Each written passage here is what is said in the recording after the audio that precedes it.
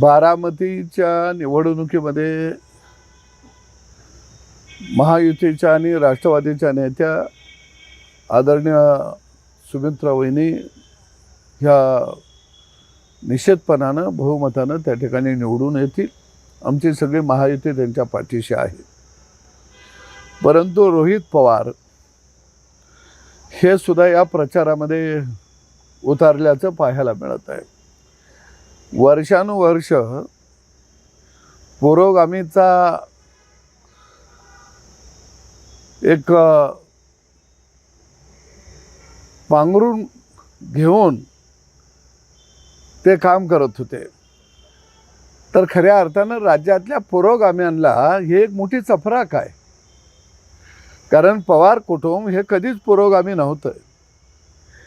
कारण पुरोगामीपणाच्या आडुशानं सत्तागामी हाच एक कलमी कार्यक्रम खऱ्या अर्थानं पवारांनी त्यांच्या कुटुंबाने या महाराष्ट्रामध्ये राबवलेला होता.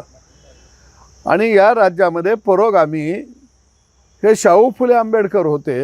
हे फक्त त्यांची नावं घेऊन मताचा जोगवा मागून सत्तेच्या खुर्चीवरती अश्वरूढ होत होते.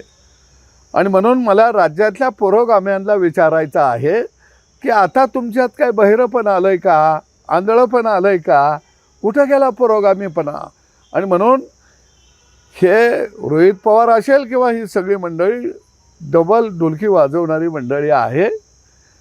निवडणूक कुटुंबाची असली की आपल्याला सत्तेच्या जवळ जाता येत असलं की सगळं गुंडाळून ठेवायचं आणि ऐन वेळेला लोकांच्या समोर येत असताना आपल्या राजकारणासाठी आम्ही पुरोगामी आहोत, आता तुमचा पुरोगामीपणाचा बुरका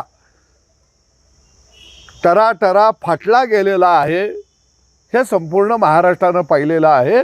आणि म्हणून मला वाटतं की आता याने पुरोगामीपणाच्या गप्पा मारायच्या थांबवाव्यात. विधान परिषद निवडणूक जाहीर झालेली आहे 12 तारखेला.